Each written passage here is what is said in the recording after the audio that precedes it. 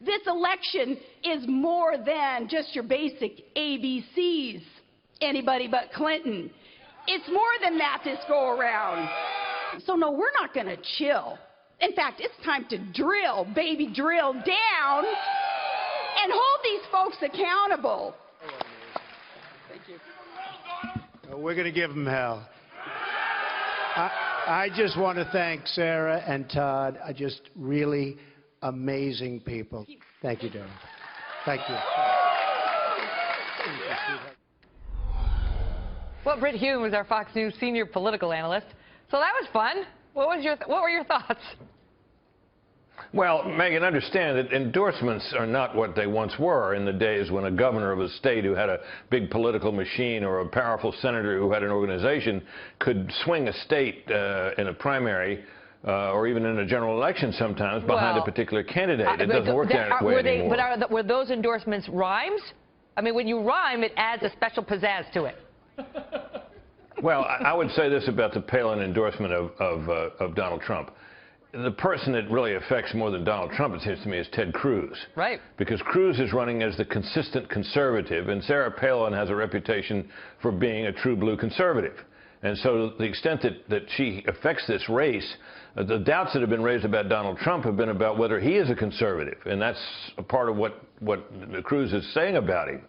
And now comes Sarah Palin, who I think retains the affections and loyalties of a certain number of American conservatives, to vouch for him, vouch for Trump. That hurts Cruz. It hurts Cruz particularly in Iowa. Not enormously. Endorsements don't matter that much anymore. But at the margins, it makes a difference. What do you think? And of course, that's why she was unleashed today, because Trump has been taking a hit, even now with talk radio over the weekend, Levin and Limbaugh, because he's going after Cruz so hard. And, you know, Levin was out there saying, look, Cruz is a true conservative in Levin's mind, and is finally suggesting Trump is not and telling him to back off. Here's a sampling of that. This is why I'm sick and tired of stupid talk. This is why I'm sick and tired of stupid issues.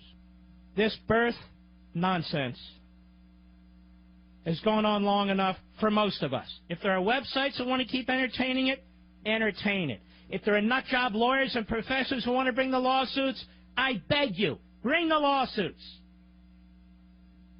But the rest of us don't have to be dragged into stupidity. He went on from there, and so did Rush Limbaugh. So he needed Palin. Trump did today.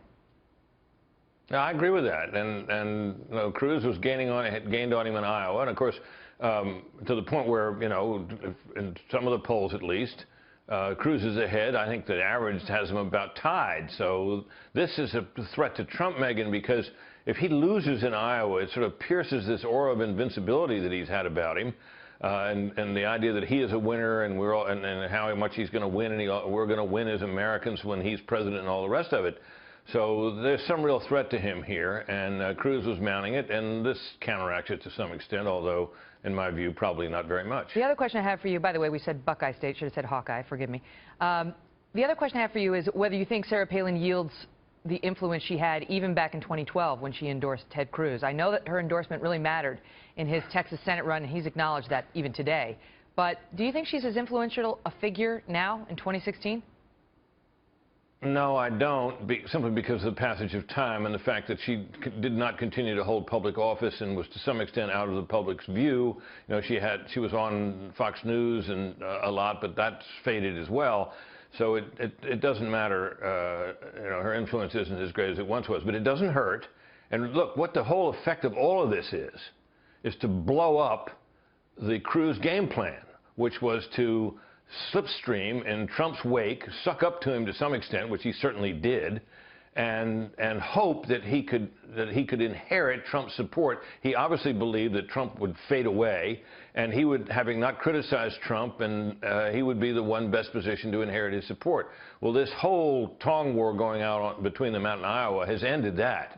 So Cruz is, you know, Cruz has taken some real incoming recently, and I think his game plan for how to win this is wounded. And of course, if he doesn't win Iowa, He's really not strong in New Hampshire. Well, unlike Trump, who's way ahead of the rest of the pack. So Trump Cruz appears to be way ahead. Cruz has clearly taken off the gloves, and so has Trump. I mean, these two, the bromance is officially over, and Cruz is going after Trump on his conservatism today, basically laughing at Trump's claim that he has more enthusiasm than Ronald Reagan ever had. He's doing it better than Reagan ever did, and here was part of Cruz's response to that.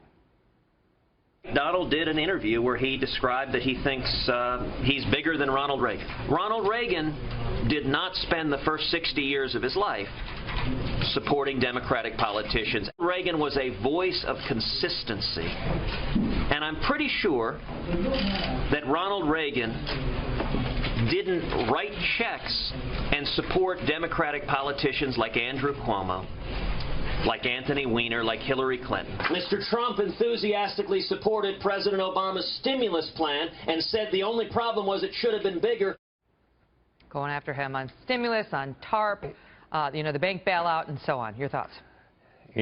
Well, I would just say that as a lot of these establishment party leaders look at this, they're hoping against hope that what will happen is that these two guys will beat each other up so badly that neither of them wins. Because, as you know, neither of them is. Cruz is certainly every bit as unpopular as Trump says, and they're worried that neither of them could be elected. Can I just ask you quickly before I let you go, Brit? The Iowa governor came out today and said, don't vote for Cruz, whatever you do. Scale of 1 to 10, how important is that? Well, it's important to the people in Iowa who care about that ethanol subsidy. And Cruz, to his great credit, in my opinion, has resisted that and wants to phase it out. And that's what Terry Branstad, the Republican governor of Iowa, was complaining about. I think that Cruz has probably taken whatever hit he's going to take on that, and this probably won't make that much difference. Brit, it's always great to see you. Thanks, Megan. Pastel Brit is with us in the winter months. We miss him when the spring comes. Puts his suit back on.